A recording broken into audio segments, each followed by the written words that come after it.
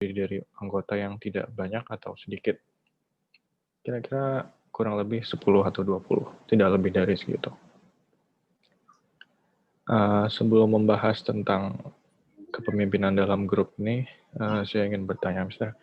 Jadi sebagai seorang pemimpin, apa yang harus dibedakan ketika kita memimpin sebuah grup yang anggotanya sedikit dibandingkan ketika memimpin sebuah organisasi besar seperti perusahaan?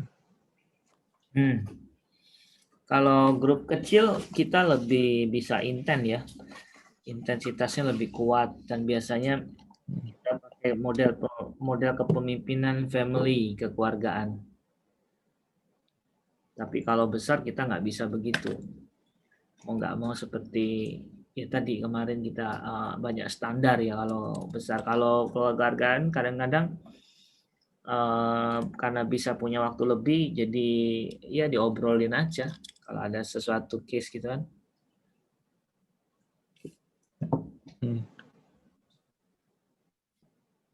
Gitu. Kalau begitu, dalam memimpin organisasi besar, apakah masih mungkin, Mister, kalau kita menerapkan prinsip kekeluargaan? Bisa, tapi modelnya pakai jaringan. Jadi misalnya owner sama manager. Manager kan tentu sedikit toh. Manager dengan supervisor.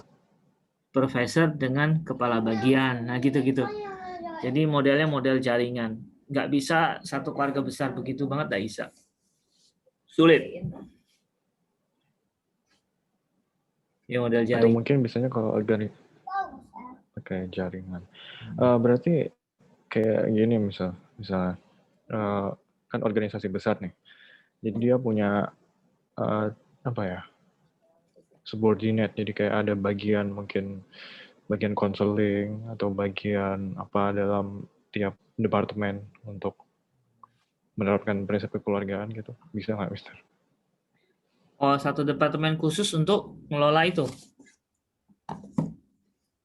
Bukan, Mister. Jadi misalnya dalam satu perusahaan, katakanlah Sinarmas misalnya. Itu kan perusahaan kertas ya, misalnya kertas, terus ada lagi Sinarmas Bank, ada lagi Sinarmas Asuransi. Jadi dalam tiap departemen itu ada satu bagian yang apa ya, mengurusi tentang kekeluargaan, misalnya yang ditujukan untuk karyawan-karyawannya itu seperti itu bisa, Mister. Oh, Oke. Kalau kekeluargaan diurus sudah bukan kekeluargaan. Kekeluargaan itu dia natural, tidak diciptakan karena sistem, Oh, karena jaringan ikatan emosi. Nah, ikatan emosi.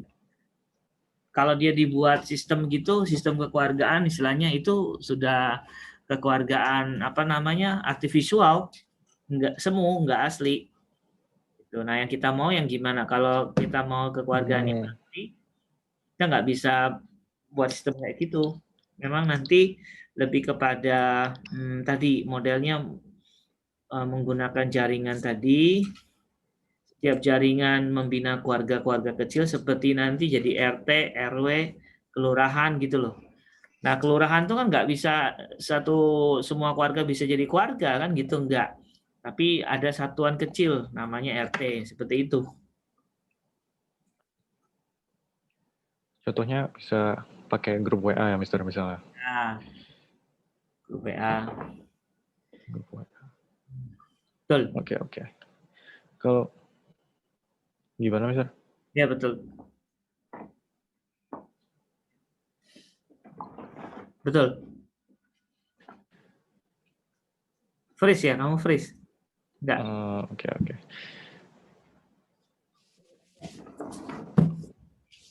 Agak bermasalah sedikit. Mister beli buku baru. The Story of Neuroscience. Neuroscience itu tentang psikologi, Mister.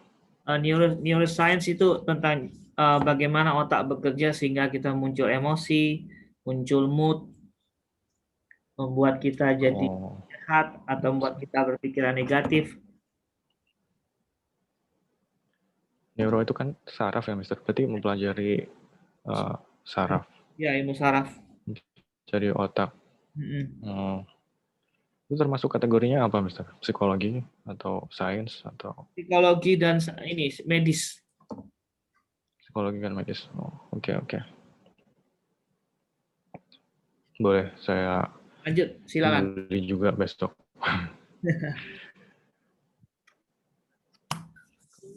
Oke, Mister, boleh langsung masuk ke pertanyaan. Boleh. Tadi kan sudah membahas tentang perbedaan ketika memimpin grup kecil dan organisasi besar. Sekarang masuk ke ketika kita memimpin grup yang kecil. Pertanyaan saya, Mister, tahu tentang shared leadership nggak, Mister? Ya. Mister, tahu tentang ini nggak? Shared leadership. Jadi Ya. leadership yang dibagi, Ya. shared. Pernah dengar. Jadi kondisi ketika kepemimpinan itu tidak hanya dipegang oleh satu orang itu saja gitu yang memiliki otoritas penuh untuk mengkomando, memberi perintah, mengkoordinasi semua membernya di situ. Tapi ketika kepemimpinannya itu disebar, didistribusi. Jadi member-membernya, bawahan-bawahannya juga bisa menginfluence satu sama lain, bisa memimpin satu sama lain, bisa mengordinasi satu sama lain. Pertanyaan saya, Mister, biasanya shared leadership ini kan dipakai di organisasi yang besar ya, perusahaan gitu. Misalnya Google. Kalau yang saya tahu Google itu dalam melaksanakan pekerjaannya di kantor tuh sangat tidak konvensional. Jadi karyawannya ke kantor itu tidak dijadwal. Mau datang kapan saja boleh, yang penting kerjaanmu selesai, istilahnya seperti itu. Dan tidak ada peraturan seperti harus memakai seragam rapi, berdasi, sepatu formal. Dan juga menerapkan ini shared leadership. Jadi tidak hanya satu orang, misalnya manajer, dia yang harus memerintah semua bawahannya dengan iron fist istilahnya, dengan tangan besi gitu. Nggak boleh ada yang protes, harus nurut. Tapi bisa ketika mungkin manajer dan bawahan-bawahannya berdiskusi dan memimpin satu sama lain. Kalau menurut Mister, shared leadership itu seperti apa gitu? Oh ya, oke. Nah, Ki, yang perlu diperhatikan adalah memang kita kalau berkaca ke Google yang sangat kreatif ya, kemudian model organisasinya sangat terlihat bebas gitu kan. Cuman ada di balik ada yang kita belum kita ketahui adalah yang tadi mereka orientasinya adalah by project ya. Ada project selesai. Karena misal pernah lihat juga software house di kalau nggak salah apa namanya Bali House atau apa namanya di Bali itu dia buat apa namanya tempat kerja itu sangat nyaman sampai ada kolam renangnya, bisa barbecue, terus hotelnya seperti bintang 5 gitu kan. Terus mereka kerja juga santai pakai celana pendek ya kan, kaosan. Ya, tetapi ketika mereka sekali kerja bisa 48 hours, mereka nggak tidur gitu kan sekali kerja. Tapi mereka memperhatikan sisi kreativitas ya. Jadi ada teori Abraham Maslow namanya kalau nggak salah. Kreativitas itu itu bisa muncul kalau orang happy kan. Happy, terus gembira, lepas, dia bisa muncul ide-ide yang cemerlang. Nah, maka mereka menerapkan ide dari Maslow itu kemungkinan besar dengan membuat organisasi yang tidak terlalu strict. Tapi sesungguhnya mereka sangat strict. Sangat strictnya apa? Pekerjaan itu nggak bisa ditunda kalau sudah bekerja. Tuntaskan dan mereka ada deadline, due date-nya jelas seperti itu. Cuman memang kamu mau mulai siang, pagi, sore, malam nggak ada masalah. Tapi yang jelas harus selesai karena memang ini adalah usaha kreativitas, ya. Nah, dengan apa tadi ya, kondisi pekerjaan seperti itu memungkinkan sekali budaya organisasinya dilakukan seperti Google tadi. Tapi kalau beberapa kondisi tidak sama seperti misalnya pabrik, katakanlah Sampurna itu apa? Rokok ya, pabrik rokok.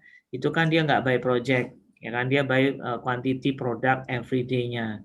Nah itu nggak bisa selepas itu. Jadi memang kita harus melihat motivasi ya, motivasi dari setiap organisasi.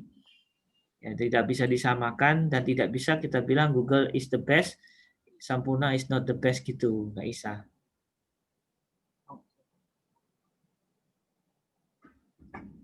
Berarti tergantung dari organisasinya ya, Mister, dan tergantung dengan goalnya apa. Kalau quantity based yang mau produksi barang ya tidak bisa kalau seperti Google. Jadi kalau kreativitas ya mungkin seperti Google, Shopee, Tokopedia dan teman-temannya Betul. bisa seperti itu. Betul. Okay. Mister, dari tadi kan kita berdiskusi tentang shared leadership ya. Apa advantage-nya, apa kelebihannya dengan menerapkan shared leadership ini dibandingkan dengan hanya kita menerapkan sistem hierarki konvensional gitu. Menurut Mister apa keuntungannya, advantage-nya? Advantage-nya banyak ya, Ki. Jadi satu, kita belajar melepas ego yang pertama. Yang kedua, kita belajar maintenance orang ya, kader orang. Ya kan, mengkader orang itu yang menjadi nanti apa namanya, kekurangannya biaya. Memang biaya akan mahal. Kita harus ikutin dia training, kita harus bina dia cara komunikasi, public speaking, how to manage, kan, belajar manajemen segala macam. Itu mahalnya ya, atau negatifnya nanti di cost-nya. Tapi positifnya adalah ada orang bisnis memberi ungkapan seperti ini. Bisnisnya jalan, ownernya jalan-jalan. Nah itu kita jadi si pemilik usaha bisa jalan-jalan, tidak harus duduk di situ seperti toko kelontongan. Toko kelontong tahu ya, toko bahan baku makanan minuman ya. Nah, sehari-hari itu kan kalau yang model lama itu kan dia nongkrongi siang malam jadi kasir gitu kan, dia nggak bisa jalan-jalan kecuali liburan. Tapi sekarang kita lihat gerai-gerai pasar apa toko modern seperti Indomaret ya kan, terus Alfa ya kan, ownernya mana ada di situ ya kan, karena dia sharing leadership. Jadi dia memilih atau menentukan kepala cabang, kepala toko diberi gaji lebih untuk memberikan pengawasan, dan dia trust ya dengan si leader tersebut. Harapan dia dengan diberi upah lebih, kesejahteraan lebih, dia bisa maintenance toko itu, dan alhasil dia bisa buka cabang-cabang. Nah, keuntungannya itu dia bisa membelah diri. Itu keuntungan paling besar kalau share leadership. Dan dia tidak terpaku only one place, terus one product, one company gitu loh. Jadi dia bisa kayak amuba gitu membelah diri, kayak sel. Itu keuntungan paling nyatanya, leadership share leadership. Berarti Mister secara nggak sadar semua organisasi perusahaan-perusahaan besar itu menerapkan shared leadership, no? Ya. Karena ya ownernya nggak ngurusin semuanya, ada CEO, CFO, CTO dan semacamnya, ada direksinya, ada dan sebagainya. Betul. Oh, oke.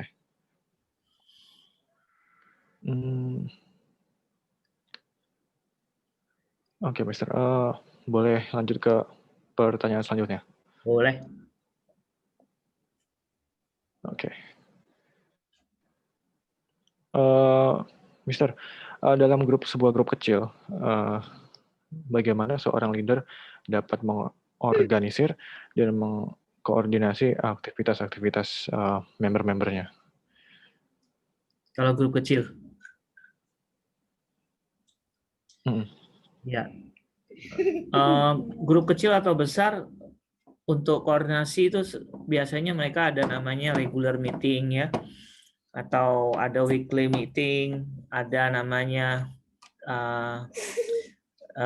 monthly meeting gitu kan, untuk komunikasi dalam arti pantauan.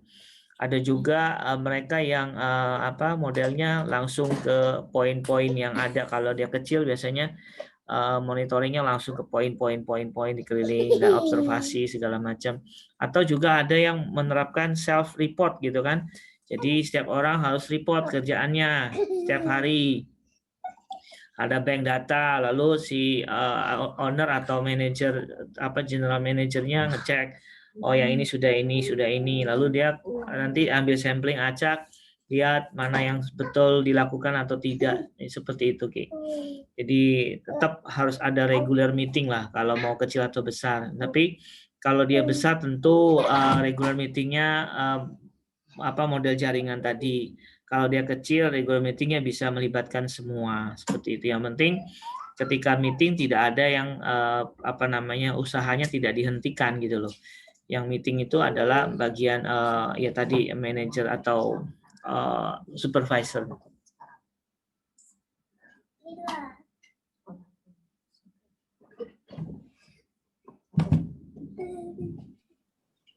Oke, Mister, berarti weekly meeting, monthly meeting itu sangat penting ya dalam organisasi gitu, untuk memonitor kerjaannya sampai di mana, dan ada error di mana, apa yang harus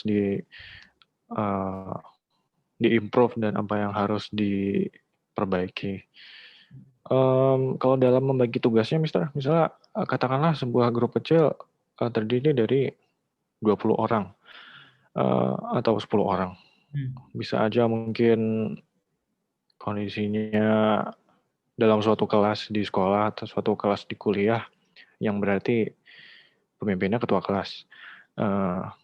Atau sebuah perusahaan startup yang masih baru banget, biasanya anggotanya cuma 10, 15, 20. Itu seorang leadernya ini, seorang ketua kelompoknya atau ketua kelas dalam environment kelas. Bagaimana dia bisa membagi tugas kepada semua membernya, mengorganisir tugas-tugas kelompok kepada anggota-anggotanya dengan efektif. Apakah harus semuanya hanya leadernya yang mikir, terus ketika sudah jadi dia ngomong di depan kelas, dia ngomong di depan ruangan, oke, kamu kerjakan ini, kamu kerjakan ini, dan harus selesai minggu depan, saya tunggu gitu. Atau apakah perlu diskusi dulu, musyawarah kepada anggota-anggotanya, siapa yang ingin mengerjakan siapa, atau apakah dengan voting? Menurut Mister bagaimana? Ya. Agar efektif. Ya. Nah, biasanya the center leader ya, atau pimpinan utama ya kita sebut ya. Main leader ya. Main leader itu tentu dia mensketsa organisasiku ini bergerak bidang apa, mau ngapain, ya toh? Dia sketsa, dia bikin visi misinya, dicek, terus dari situ dia mulai bikin program, ya kan? Dia yang punya andil untuk membuat global view-nya dia punya andil. Jadi setiap main leader itu dia bikin global view. Aku ini mau bawa organisasi ini kemana? Lewat jalan apa? Kemana dulu? Lewat jalannya apa? Pakai transportasinya apa? Kalau analoginya mau pergi gitu ya, Ki. Oke, aku mau ke Jepang, ya kan? Aku mau ke Jepang, lewatnya nanti transitnya di Singapura, misalnya. Pesawatnya nanti via Garuda, misalnya gitu. Ke Singapurnya. Dari Singapurnya mungkin naik Japan Airlines atau apalah. Paham? Nah, dia akan keluarkan itu di timnya. Oke, kita akan ke Jepang. Naiknya ini, tanggalnya ini, kegiatannya ini. Oke, lalu kita bagilah tim itu. Siapa yang ngurusin tiket? Nah, si A, ya kan? Siapa yang ngurusin kita kalau persiapan ke Jepang? Mungkin kita harus olahraga dulu kah? Harus survei tahu kota-kotanya dulu kah? Atau gimana? Siapa yang persiapan ke Jepang ini siapa gitu toh? Nanti siapa yang sampai Jepang yang akan memandu ya gitu. Siapa yang menyiapin visa? Nah gitu. Dibagi. Tapi global view-nya sudah sudah dibuat oleh si main leader tadi.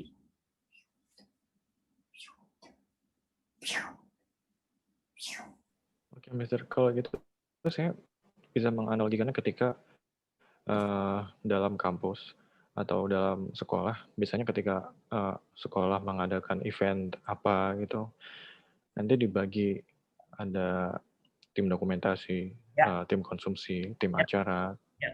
terus tim humas dan sebagainya. Kira-kira seperti itu berarti ya, Mister. Ya, betul.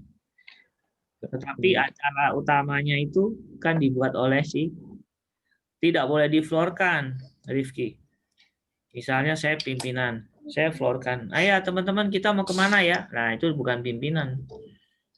Jadinya ngawur itu, rapatnya kepanjangan sampai malam itu. Ada yang mau ke sini, ada yang mau ke sana, ya kan? Tidak boleh, dia harus bawa dulu sebuah pemikiran global view. Saya mau ke Jepang. Jepangnya mana? Osaka. Mengapa aku Osaka? Karena situ basisnya pendidikan. Saya mau survei pendidikan di situ. Oke, siapkan semuanya. Nah, gitu.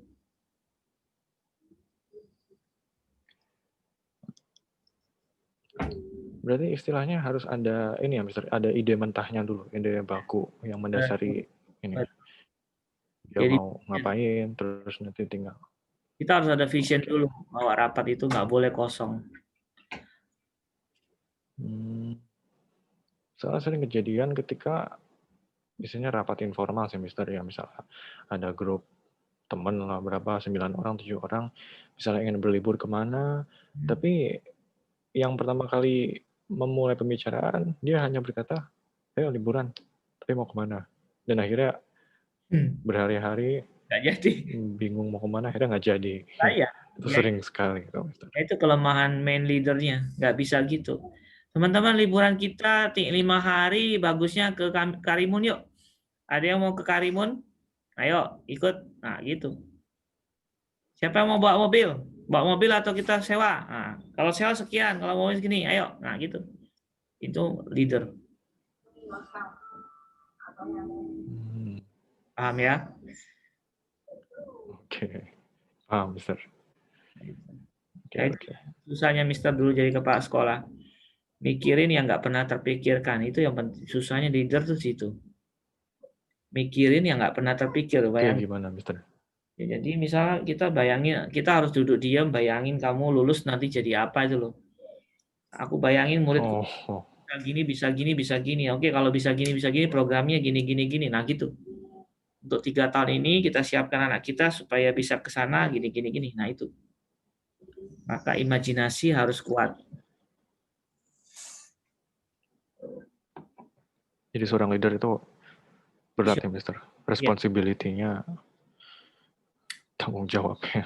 ya makanya Oke, kesejahteraannya terjamin juga. iya sih. Iya. Nah, Kalau Mister, ya, kalau misalnya bagaimana kayak begini gimana misalnya? Jadi kita sedang memimpin sebuah grup kecil ya. Terus kita sudah membagi tugas nih kepada member-membernya. Nah, di tengah-tengah itu ada konflik, tapi konfliknya itu antar member. Kita tidak terlibat. Mungkin misalnya ada yang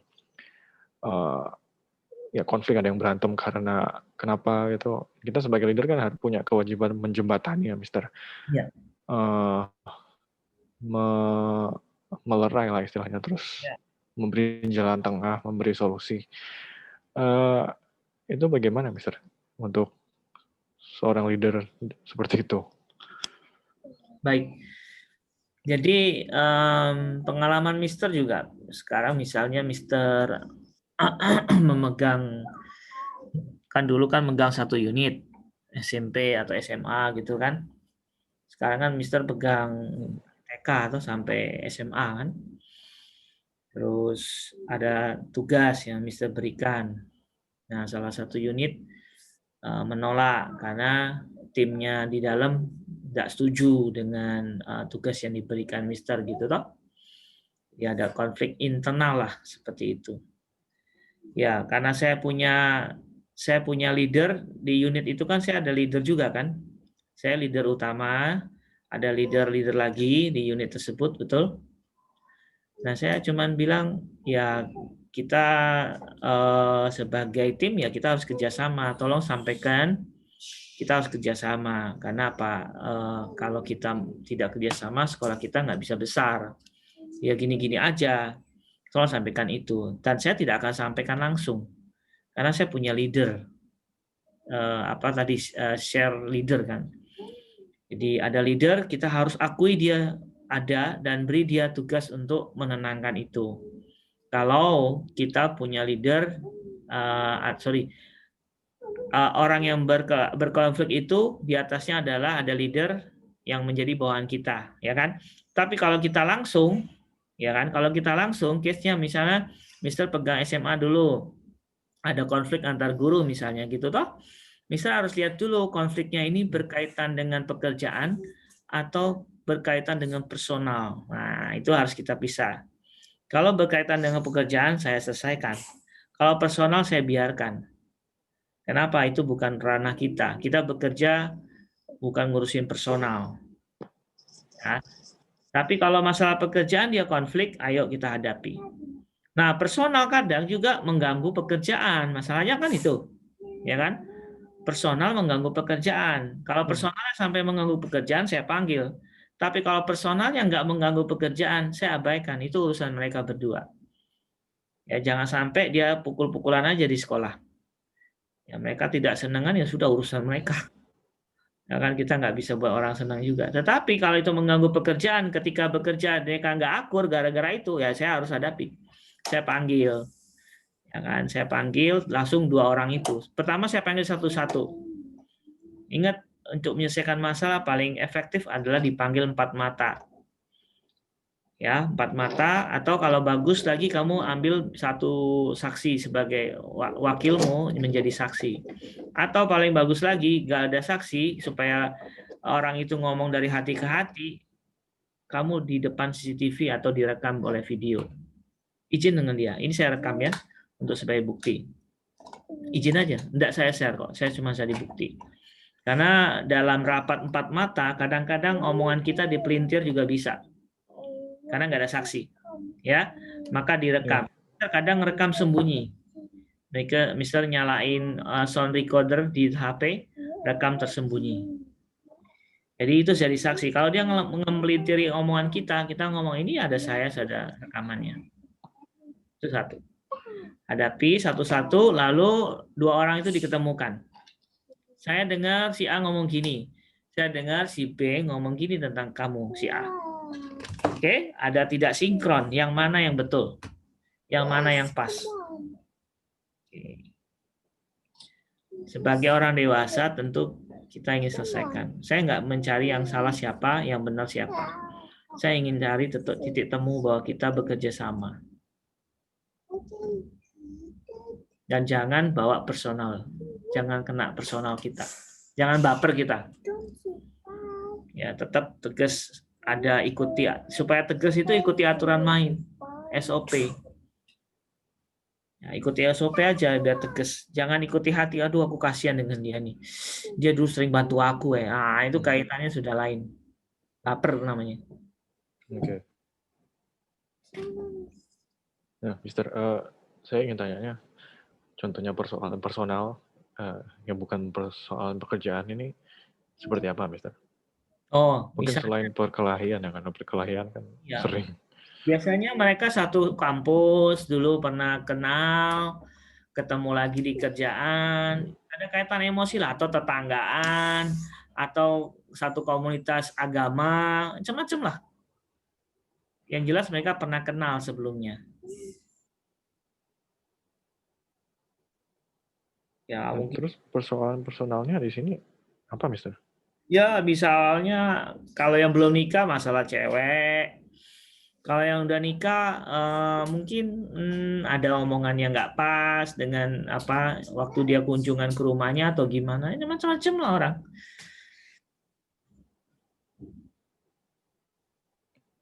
Kalau begitu itu personal kan ya, Mister? Berarti tidak tidak mengganggu pekerjaan kan ya? Berarti ya udah nggak apa-apa dong, biarin aja.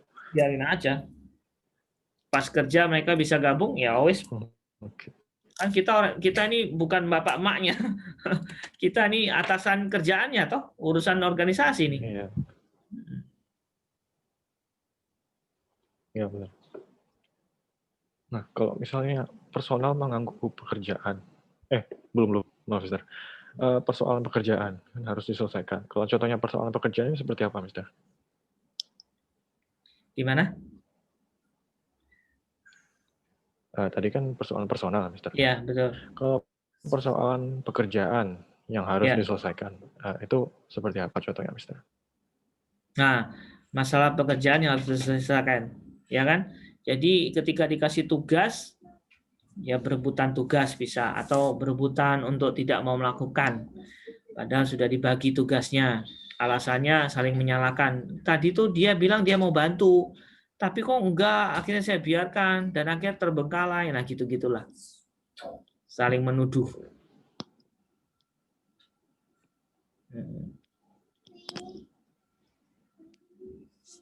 Kalau gitu, itu kan itu terkait dengan pekerjaan ya, Mister.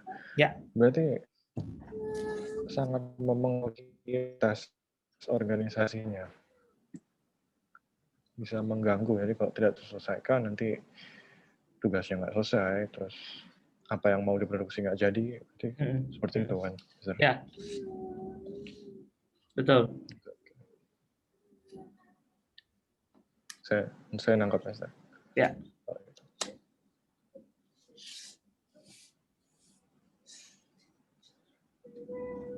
Kalau masalah pekerjaan yang mengganggu personal, gimana, Mister? Oh, pekerjaan mengganggu personal. Ya tadi, misalnya pas kerja bareng terjadi kesalahan, ya toh, terus mereka neror, salah satu menteror, awas loh kamu, nanti kamu gini-gini. Kalau kamu gini, wah gitu, ada teror lewat WA, bayar telepon atau suruh orang teror, sampai ada pemukulan di jalan. Nah seperti itu dibawa personal. Jadi misalnya atasan marahi si A merasa dilaporin oleh si B gitu loh. Si B pulang dipukuli oleh orang lain, misalnya begitu kejadian. Bisa begitu. Dendam, fitnah gitu loh. Itu harus diselesaikan oleh kita nggak, Mister?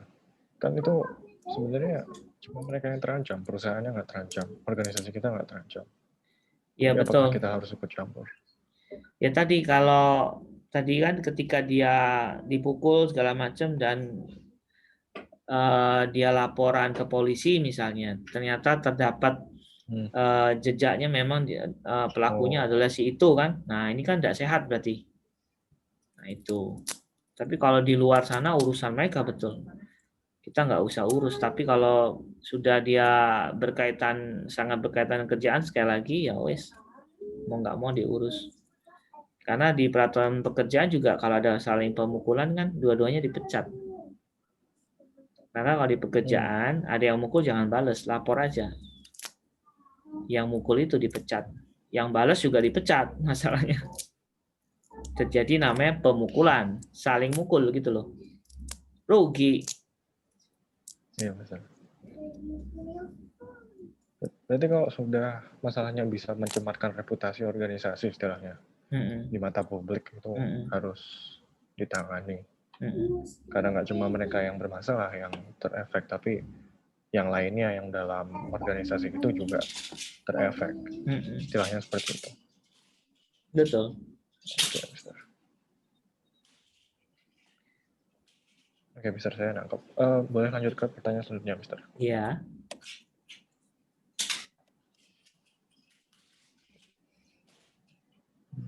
Oke, sebentar.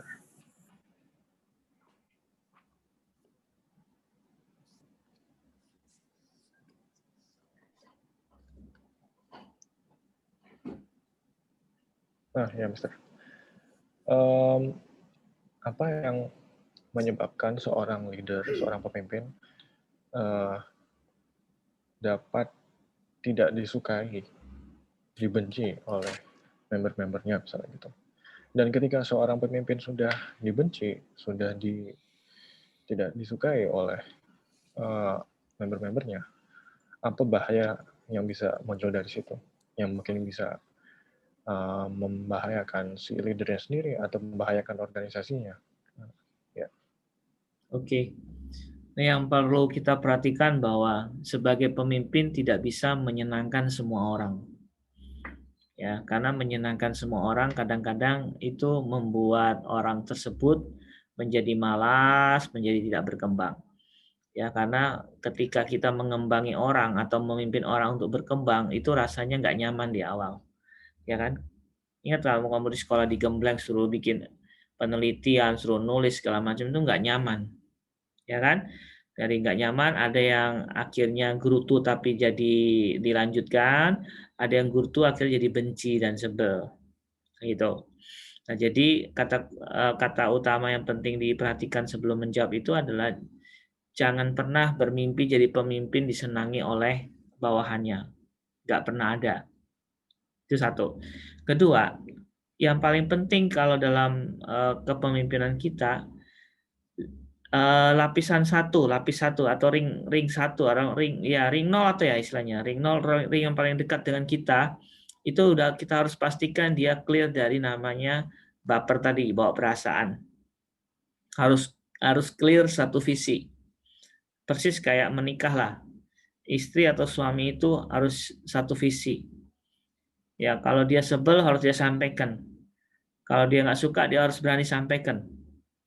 Jangan sampai ring nol kita itu ring bahaya di mana orang itu benci tapi kelihatan enggak, akhirnya nusuk dari belakang.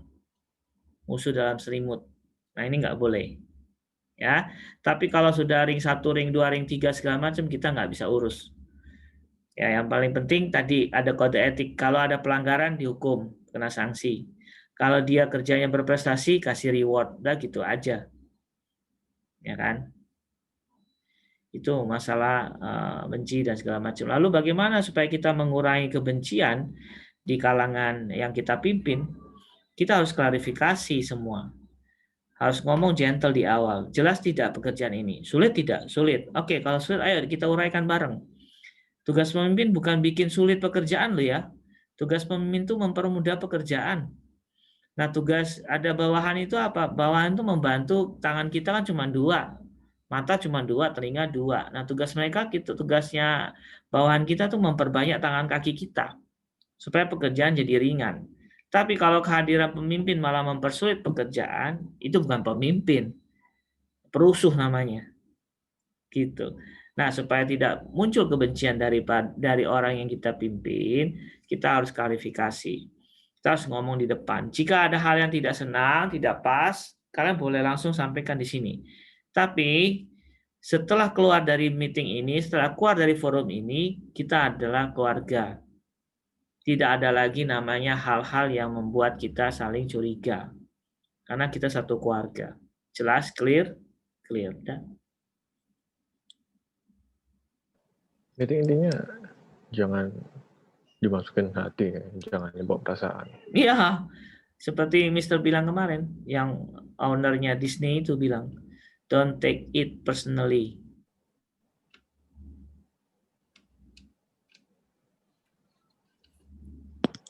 Oke, Mister.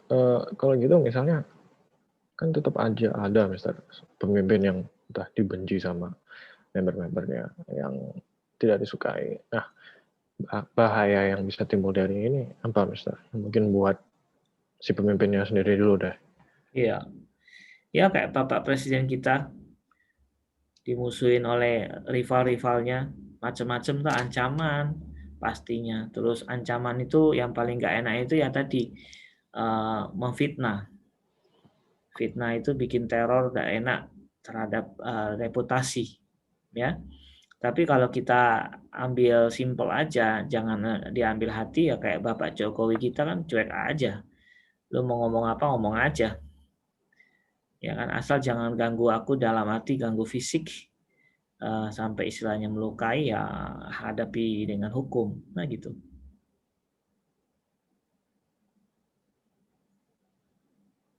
Untuk organisasinya, Mister, ada bahayanya nggak ketika seorang member membenci leadernya sendiri? Ya bahayanya manipulasi itu yang jadi bahaya. Jadi manipulasi data, manipulasi kebijakan, maka kekuatan semua itu ada di SOP nantinya, standar operasional prosedur. Misal keputusan yang penting perlu diketahui oleh pimpinan utama. Ya, jadi kalau ada bawahan kita yang menjadi pimpinan yang nggak utama dan dia benci dengan kita dan dia mengatakan ini keputusannya sudah dari keputusan pimpinan utama, tapi SOP-nya kan mengatakan harus langsung disampaikan oleh si pimpinan utama, bukan pimpinan yang lapis kedua atau lapis ketiga, ya kan? Maka ketika kita dibenci oleh leader di bawah kita, leader lapis 2, itu memang bahayanya di situ. Kebijakan-kebijakan bisa diputar balik. Oleh karena itu biasanya kita leader utama itu sudah membuat pagar sebelumnya. Ya, pagar itu ya tadi plan for the worst, hope for the best gitu loh. Kita merencanakan untuk yang paling buruk ketika lapis 2 kita ini pecundang semua. Apa yang harus kita lakukan? Nah, itu. Maka pagar-pagarnya adalah SOP. Ya, baik berupa tanda tangan atau disampaikan langsung oleh pimpinan utama. Kalau nggak ada, atau dia konfirmasi, misalnya si anak buahnya lapis kedua ini harus melakukan transfer 2M, katakanlah gitu kan. Nah, padahal tidak pernah disampaikan oleh pimpinan utama, misalnya kan gitu. Tapi di SOP mengatakan, kalau transfer di atas 1M, harus dipastikan dengan menelpon langsung atau bicara langsung dengan pimpinan utama. Nah, ini pagar-pagarnya yang dibuat. Jadi kita harus ini, Ricky, sebagai pemimpin tuh harus visioner memang. Memikirkan yang paling jauh yang tidak terpikirkan oleh orang lain. Maka orang bilang pemimpin itu memikirkan sudah 5 langkah ke depan. Kalau orang biasa dia mikirnya 1 langkah ke depan. Kayak main catur gitu loh. 10 langkah ke depan dia udah baca orang ini mau kemana nanti. Kan gitu.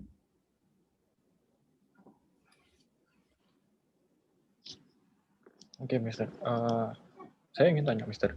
Kan tadi bahayanya Mister sebutkan manipulasi data. Iya. Manipulasi data itu maksudnya gimana, Mister? Apakah misalnya memasukkan tanda tangan, memasukkan presensi itu termasuk? Iya, bisa. Karena dia tahu kita punya kebiasaan kan. Misalnya pimpinan lapis 2 itu kan dekat kan ceritanya kan.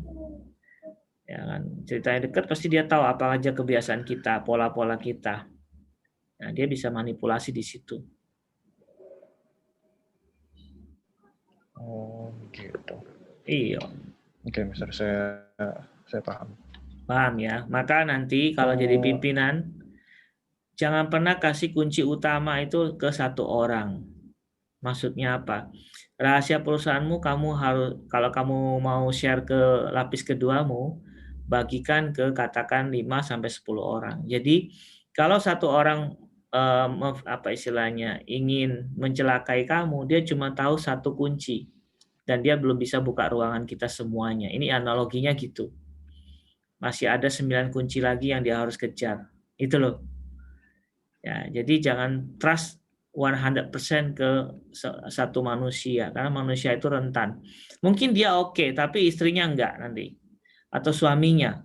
Oke, mungkin suami istrinya oke, tapi mertuanya, tantenya, tetangganya, nah itu.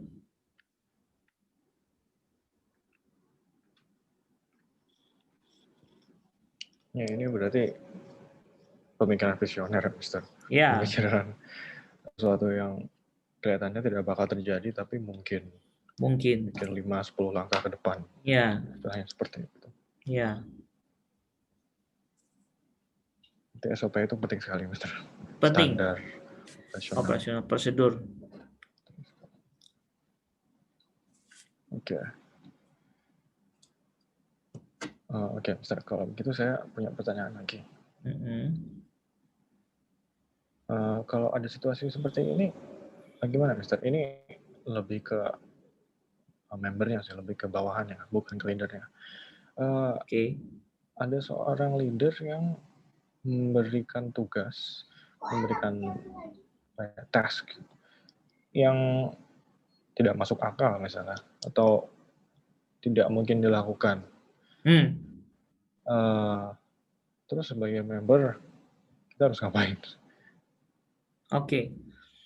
Jadi saya menjelaskannya agak susah, Mister, tapi maksudnya seperti itu, Mister nangkepan. Jadi ada ketua gitu ya, ngasih tugas ke membernya yang nggak masuk akal. Begitu ya? Misalnya ada kerjaan suruh membangun apa, yang standarnya butuh 2 tahun agar selesai, dia minta 6 bulan. Itu kan nggak masuk akal. Dan kita sebagai member harus apa? Dan dia tidak mau tahu, Mister. Tidak mau kita protes, pokoknya harus dilakukan. Atau enggak kita dipecat, misalnya seperti itu. Kita harus apa, Mister, sebagai member? Kita harus peras otak kita, bukan protes. Karena kalau kita protes itu take it personally. Kita udah mulai lihat dulu cakrawala, oke 6 bulan, masuk akal nggak ya?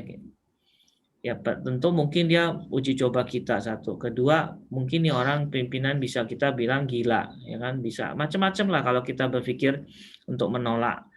Ya, tetapi kalau dia udah putuskan sebagai pimpinan kita harus lakukan. Karena kita masih mau bekerja dengan dia. Kecuali kalau kamu sudah punya opsi lain, gila ini aku nggak bisa, aku keluar aja. Itu lain, keluar aja udah. Tapi kalau masih mau kerjain dengan dia, kerjain, lakuin. Mulai renungkan. Karena 6 bulan itu kita biasanya orang katakan tadi berapa? 6 tahun katakanlah ya. 6 tahun orang kerja katakan 5 jam. Ya kan, 5 jam satu harinya. Kita mulai hitung, kalau aku 24 jam, mau masuk akal nggak? Atau 20 jam, itu bisa masuk akal nggak? Nah, kita mulai hitung-hitung gitu. Oke, 6 tahun itu dengan 20 orang, berarti aku coba tambahi kuantitinya. Banyai orangnya. Oh, orangnya nggak bisa banyak, alat canggihnya dinambahi. Alat canggihnya tadinya cuma pakai mesin pakai mesin analog, sekarang kita digitalkan semua. Nah, gitu. Berpikir untuk selesaikan. Kalau memang masih mau lanjut, tapi kalau enggak ya kamu keluar aja. Bos tinggal masuk akal, sorry. Ya udah kamu keluar ya. Ya wis keluar. Sekali lagi, don't take it personally.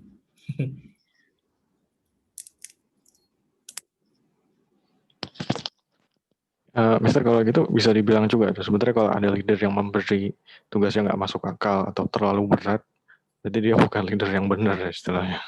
Boleh kita ngomong begitu dalam hati aja. Belum tentu juga. Masalahnya mungkin ini jadi testing kita. Kita betul nggak jadi leadernya? Jadi leader untuk diri kita sendiri.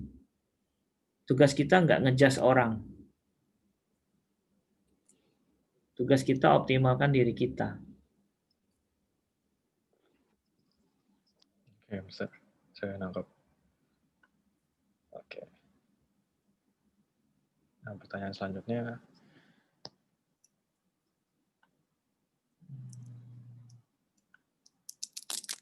Sebenarnya ini sudah, Mister. Sudah selesai. Pertanyaannya sudah akhirnya. Saya keluarkan semua. Sip. Tinggal satu pertemuan lagi sedikit. Kita. Iya. Mister, ini kan sudah selesai istilahnya. Tapi kalau saya nanya-nanya lagi boleh nggak, Mister? Boleh. Silakan. Oke, Mister. Agak out of topic sih, tapi gini. Saya sering istilahnya leadership, kepemimpinan itu kan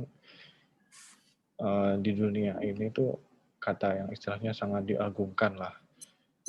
Ketika kita sekolah, banyak guru-guru mengajarkan anaknya agar menjadi pemimpin istilahnya. Banyak ilmu pengetahuan yang mengajarkan tentang kepemimpinan istilahnya. Kepemimpinan ini dianggap sebagai sesuatu yang sangat sangat bagus istilahnya. Terus di mana-mana, di internet mungkin banyak artikel tentang kepemimpinan, di toko buku banyak buku-buku tentang skill kepemimpinan, dan kayaknya jadi pemimpin tuh sangat penting, sangat sangat luar biasa gitu. Soalnya kata kepemimpinan tuh banyak sekali disebut dan diagungkan oleh orang. Nah, pertanyaan saya adalah, kalau kita jadi leader semua, terus nanti yang kita pimpin siapa? Istilahnya kan kita dianjurkan sekali oleh orang-orang, oleh sekolah, oleh dosen dan semacamnya untuk menjadi pemimpin. Tapi saya rasa kalau kita jadi pemimpin semua, siapa yang kita pimpin? Istilahnya harus ada anggota kan, harus ada member, harus ada bawahan. Jadi sebenarnya tidak apa-apa kan, Mister, ketika kita menjadi bawahan gitu, bukan sesuatu yang harus kita malu. Betul. Dan leader tanpa bawahan atau bawahan tanpa leader bukan apa-apa. Betul. Istilahnya seperti itu. Betul. Jadi kehidupan ini kan puzzle ya, saling melengkapi sel-sel yang belum lengkap dengan kemampuan dan potensi masing-masing. Tetapi yang dimaksudkan oleh artikel dan segala macam tentang leadership adalah bukan perihal kita memimpin perusahaan atau memimpin organisasi, tapi leadership lebih tuju kepada how to manage yourself gitu loh. Karena maupun kamu jadi follower seorang leader ya, itu tetap kamu harus punya leadership dalam dirimu. Karena follower yang bagus itu ya leadership-nya mesti kuat, gitu loh. Jadi lebih ke leadership bukan leadernya. Jadi istilahnya sifat kepemimpinannya bukan sebagai orangnya yang memimpin, bukan. Karena tidak mungkin dunia ini stratanya jadinya nanti bukan piramid, tetapi mungkin lingkaran, semuanya sama rata, nggak bisa. Hukum dunia itu nggak pernah sama rata. Orang ada gunung, ada laut, ada palung, ada jurang, ada ya laut aja kelihatannya datar tapi ada palungnya di dalamnya kan. So itulah kehidupan dan perbedaannya pasti ada. Nah tetapi yang dimaksud dari itu semua adalah kita ada esensi yang harus kita pahami, yaitu kita harus bisa menjadi leader atas kehidupan kita sendiri. Kamu tahu kamu milih ini, kamu tahu resikonya, kamu siap terima resikonya, belajarlah tanggung jawab. Ini leadership semua kan? Ayo atur waktumu, ayo atur nafsumu, jangan ikuti terus-terusan, ayo jangan minder, ayo jangan sombong. Ini kan leadership semua. Itu. Kamu memimpin dirimu sendiri, seperti itu maksudnya. Nah, kalau memimpin diri sendiri itu harus dipunyai oleh semua orang yang hidup. Kalau enggak, dia akan terombang-ambing oleh nafsunya.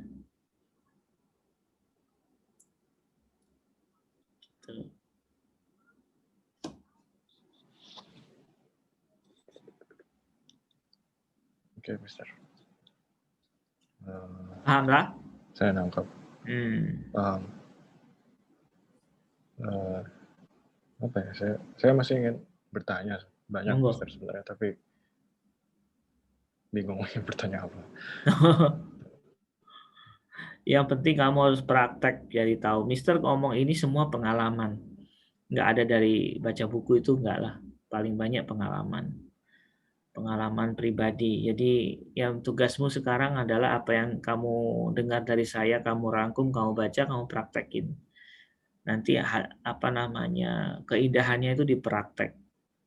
Belum tentu sama apa yang disampaikan. Tetapi yang Mister omongin ini kemungkinan punya rasa yang sama di dalam praktekmu nanti. Tuh.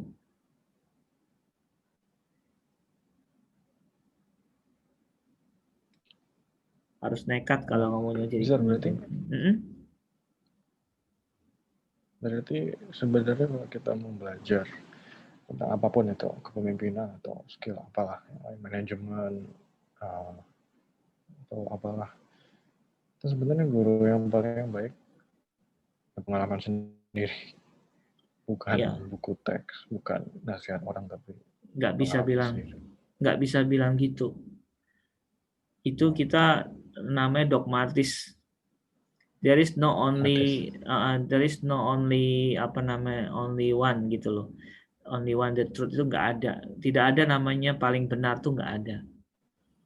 Kamu harus berbagai sumber lah. Mister aja beli buku neuroscience, beli buku apa, tetap baca. Cuman pengalaman yang kamu tanyain lebih kepada take over the situation itu memang nggak ada di buku. Tapi di buku itu pengalaman-pengalaman, pelajaran-pelajaran tentang strategi seperti itu. Atau pengalaman dari orang lain ditulis di buku kan itu juga penting. Ya belajarlah dari kesalahan orang gitu loh.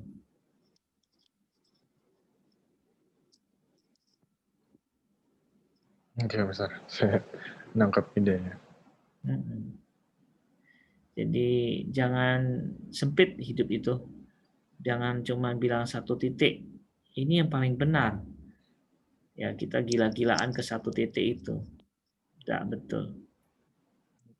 Maka kalau ada ajaran Jadi bilang radikal istilahnya. iya, kalau orang bilang ajaran saya paling benar, itu sebenarnya ajaran dia paling salah.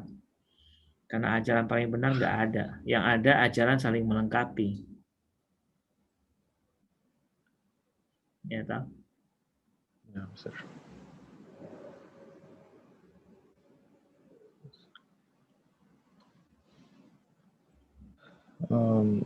Kayak saya sudah tidak ada pertanyaan lagi, Mister. Oke. Bagus lah kalau nggak ada tinggal renungan. Hai. Apa? Ada yang mungkin Mister ingin masih ingin bicarakan atau omongkan. Iya. Kepada saya apapun itu. Ya paling ketika kamu memilih mata kuliah ini, tentu dari hati kecilmu ingin mengatakan, aku coba deh, pengen belajar memimpin, betul loh? Ya minimal tadi memimpinlah diri sendiri. Atur jadwalmu, atur waktumu, kejar targetmu, gapai impianmu, itu memimpin diri sendiri. Syukur-syukur nanti dengan keberhasilanmu memimpin diri sendiri, kamu dipercaya orang memimpin orang lain, kan gitu. Karena Mister juga nggak punya mimpi memimpin orang lain, nggak punya target mau jadi pemimpin. Cuman Mister kebiasaan mengatur waktu dengan baik sih. Dari waktu sekolah nggak pernah izin. Saya sekolah dari kelas 1 SD sampai SMA nggak pernah izin sakit. Maksudnya izin untuk pergi-pergi nggak pernah. Kalau sakit paling 1 tahun 1 kali atau 2 kali. Itu disiplin yang saya bangun sendiri. Terus saya nggak pernah ikut guru les karena uang orang tua nggak mampu bayar les. Jadi sebelum pelajaran dimulai itu saya H-1, H-2 sudah baca pelajaran itu dulu. Beli buku mahal, orang tua nggak bisa beli, saya pasti berebutan di perpustakaan. Jadi untungnya saya dilahirkan di keluarga yang tidak begitu berada. Sehingga saya memutar otak saya untuk tidak merengek-rengek, untuk minta tolong, enggak. Tapi saya cari akal supaya bisa keluar dari masalah saya. Salah satunya nongkrongi perpustakaan paling pertama mesti saya kalau di sekolah. Sampai universitas pun saya bikin kartu perpustakaan lebih dulu daripada teman saya. Karena saya tahu saya nggak bisa beli buku itu dan saya bisanya cuma pinjem. Pinjem berkali-kali saya baca sampai. Nah, itu. Terus saya baca buku itu sebelum dijelaskan oleh dosen atau gurunya. Sehingga ketika guru jelasin saya tinggal bertanya. Ya kan kalau saya nggak jelas. Dan itu saya lakukan berulang sampai ya itu tadi. Syukurnya bukan karena saya pintar, tapi karena tekun saya jadinya bisa mendapat nilai bagus. Ya kan? Dan saya menikah dan segala macam juga orang tua modalinya cuman waktu itu cincin kawin aja. Sisanya saya harus kerjasama dengan istri saya untuk mencapai untuk melakukan pesta. Jadi terbiasa menempa diri itu ternyata membuat saya akhirnya punya energi itu loh, energi. Ingat Rifki, kita ini memancarkan energi. Ya, benda di belakangmu, di sampingmu semua memancarkan energi. Nah, kalau kamu terbiasa ditempa, energimu adalah energi positif untuk bangkit, untuk kuat, untuk mau maju. Sehingga orang kalau ketemu kita akan terasa lebih semangat, lebih cheer up gitu kan, lebih happy gitu loh. Nah, akhirnya saya dipercaya orang untuk memimpin sekolah kan gitu. Sampai hari ini Rifki memilih Mister juga kan, Rifki kena energi positif Mister, kan gitu. Ya tak? Nah itu. Jadi ketika kamu belajar leadership, kamu mengembangkan untuk dirimu, kamu kuatkan energi positif pada dirimu, jangan takut. Kamu akan berada di lingkaran yang baik. Gak usah tunggu kapan, nanti kamu jadi magnet. Magnet untuk pekerjaan, magnet untuk macam-macam yang baik. Karena kamu munculkan magnet baiknya. The law of attraction. Gitu pesannya.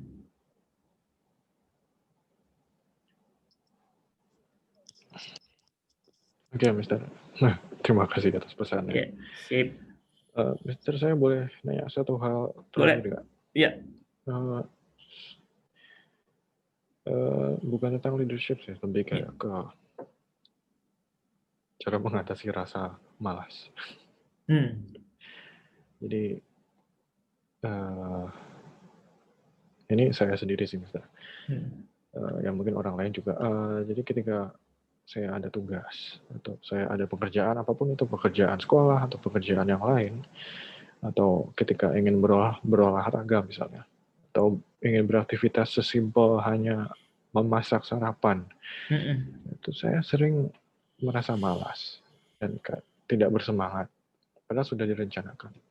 Terus ketika ingin melakukan, ditunda-tunda, akhirnya misalnya ingin berolahraga, ingin jogging pagi, akhirnya tidak jadi, ditunda-tunda, akhirnya malah hanya tiduran di kasur, tidak ngapa-ngapain. Atau mau ngerjain tugas, pengen ngerjain tugas jam 10 siang, ditunda, akhirnya ngerjainnya jam 5 sore. Itu sering.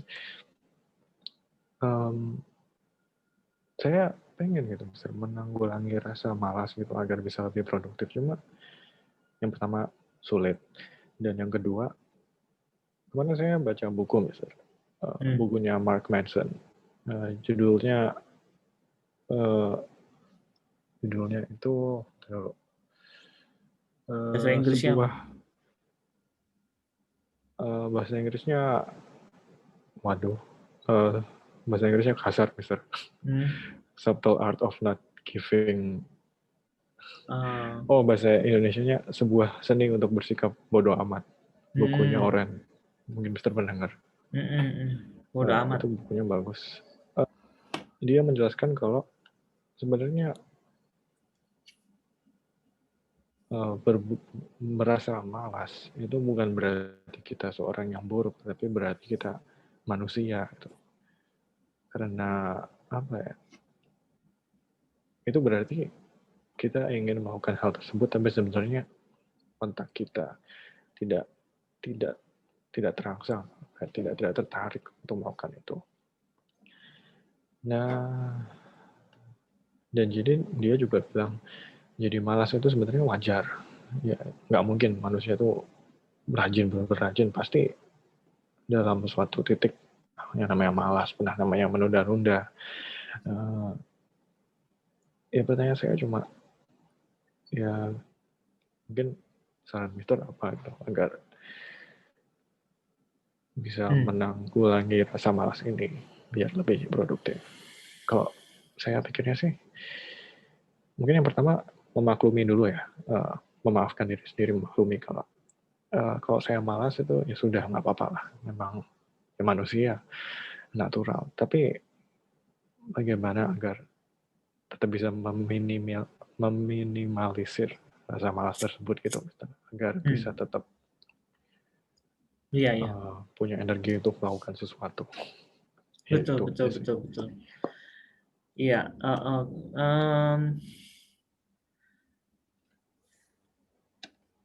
Malas ya. Memang paling enak itu bermalas-malasan. Ya, bermalas-malasan itu ya leye-leye, nongkrong, tidur-tiduran, nonton TV, yang membuat indera kita itu terperangkap dengan kesenangan duniawi, itu paling gampang. Ya kan, makan sebanyak-banyaknya, terus nonton film sesuka-sukanya, terus bangun malas-malasan, tidak melakukan sesuatu. Cuman ya kalau kamu tanya Mister jadi bingung karena Mister sulit untuk melakukan itu. Kenapa? Kalau Mister malas-malasan dengan kondisi ekonomi keluarga yang kayak kemarin orang tua pas-pasan, itu habis Mister nggak jadi apa-apa.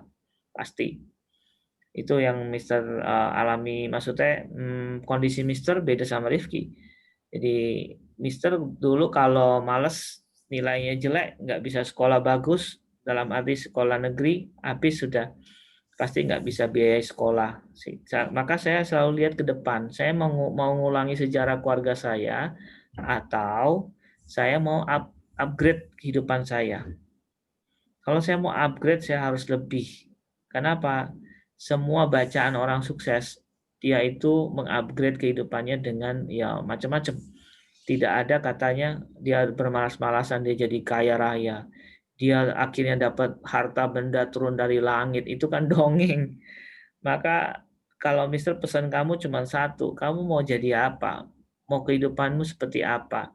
Hanya menggunakan warisan keluarga, hanya menggunakan bulanan dari orang tua, atau kamu mau coba upgrade kehidupanmu menjadi business owner sendiri, atau bekerja dengan bulananmu sendiri, kamu bangga dengan pekerjaanmu, dengan uang yang kamu hasilkan sendiri, atau kamu cuman mau jadi anak asuh terus, diasuh oleh orang tua, hidup di dalam pengawasan mereka, hidup dalam warisan mereka. Itu nggak salah, ya. Tapi kamu merasa bangga nggak dengan gitu? Kalau kamu sudah merasa bangga, is it enough for you? It's fine. Makanya buku itu bilang begitu. Karena apa? Definisi kehidupan itu depend on us, not depend on others. Nah, waktu itu definisi kehidupan Mister ya beda dengan yang mungkin Rifki alami, tidak apa-apa. Memang kita lahirnya beda kok. Orang bapak ibunya beda, kondisi kehidupannya beda, ya semua beda. Apakah Mister paling benar? Ya enggak, belum tentu. Tapi yang paling betul ngomongnya gini, ini benar buat saya gitu loh. Ini terbukti buat saya, belum tentu terbukti buat Rifki. Maka Rifki harus tanya, apakah ini cukup untuk aku? Apakah aku pengen lebih? Apakah aku pengen menggapai lain daripada yang lain? Kalau ingin menggapai sesuatu ya nggak bisa duduk diam, harus bergerak. Gitu Ki. Makanya apa yang kamu impikan itu harus kamu catat. Dulu Mister pernah sharing kalau nggak salah STEAM lagi SMART. Buatlah mimpi SMART. SMART itu spesifik, measurable, achievable, reliable, ya kan? Time bound. Tulis, dibuat. Aku mau jadi apa sih? Mau ngapain sih? Itu spesifik. Pendapatan per bulanku mau berapa sih? Terukur. Jumlahnya berapa? Reliable. Real nggak di masa itu. Time bound. Time bound itu ada kapan waktu itu tercapai. Tulis. Lalu kemudian buat plan. Nah, apakah dengan plan yang aku buat ini nanti perlu memalas-malasan? Kadang Mister juga kalau liburan malas-malasan ya. Sekarang ini ya Mister mau nggak mau belajar malasan. Kenapa? Kadang-kadang indera perlu dimanjain. Bangun siang nggak mandi sampai 1 harian. Terus nggak bangkit dari tempat tidur, guling-gulingan aja, nggak jelas ngapain. Pokoknya gitu. Terserah, karena libur, aku perlu waktu untuk fisikku, ya udah. Tapi Senin ya kerja lagi kan gitu. Bingung sih kalau udah biasa kerja itu, kalau malas-malasan bingung ngapain. Sama kayak kalau udah biasa malas-malasan mau kerja juga bingung. Nah iya, kebalik kan kamu. Mau ngapain ya, aku nih sudah biasa begini malas-malasan. Mungkin kamu jangan bilang malas-malasan, aku lagi cari ide gitu loh.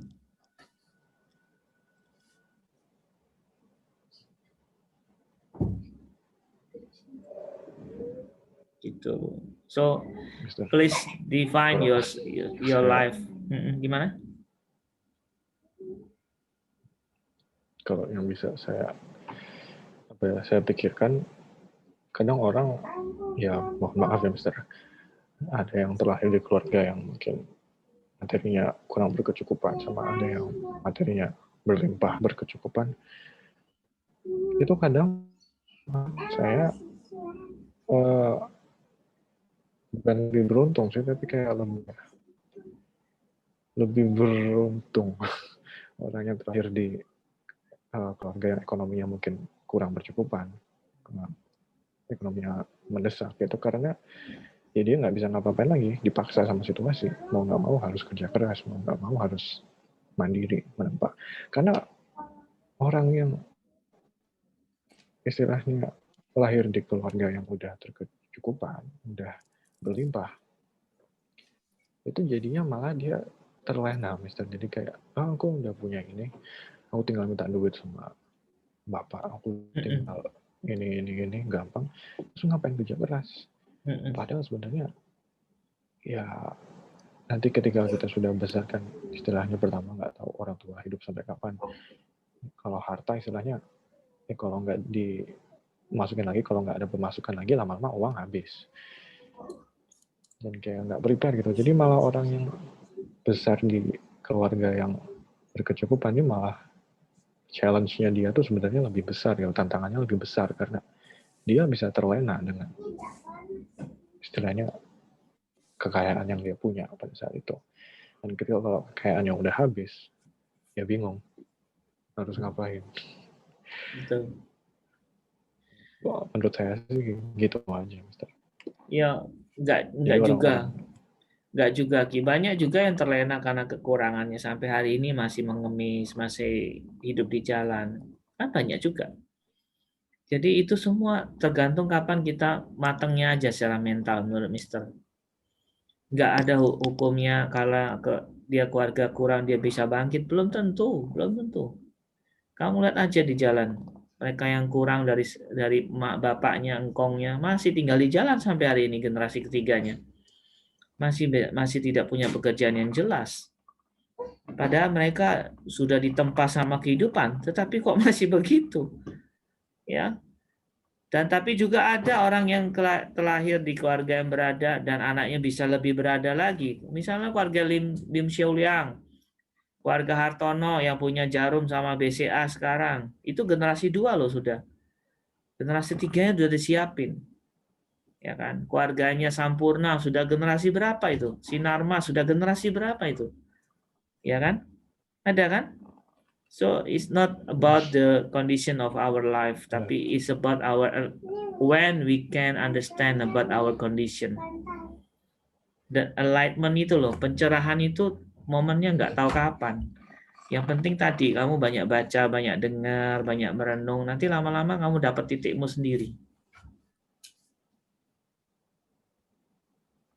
Dan waktunya kapan? We don't know. Yes. Gitu. Harus banyak ngomong sama diri sendiri lah. Ya, refleksi lah. Betul. Enjoy your life lah. Enjoy your life because when you enjoy your life, you will be happy. When you are happy, so you can think good many good thing you can do gitu loh. Tapi kalau kamu sad, kamu merasa malas, kamu merasa gelisah, aku kok gini-gini aja, ya sudah, yang datang minder. Don't think about that because yang Mister katakan, pikiran menarik positif ditarik positif, negatif menarik negatif. Yang mana yang kamu pikirkan? Tuh. Kan kekuatan pikiran. Oke, Mister. Ya. Terima kasih atas penjelasan, Mister. Ya. Oke, saya menangkap. Yes. Kalau gitu, sebenarnya saya udah nggak ada pertanyaan lagi sih, Mister. Oke, nggak apa-apa. Kita istirahat. Masih mau. Nggak, Mister sudah ngantuk. Mister sudah ngantuk. Mau sudahan. Mister mau ke besok Mister ke Malang. Oh, oke. Mohon maaf, Mister. Nggak apa-apa. Sudah mengganggu malam ya, Mister. Kalau makasih atas waktunya, Rifki. Ya, terima kasih atas waktunya juga, Mister. Ya. Mohon maaf apabila ada kesalahan. Sama-sama, Rifki. Sampai jumpa. Hitung mundur ya. Kalau gitu, ya terima kasih Ustaz. Ya, 3, 2, 1, bye.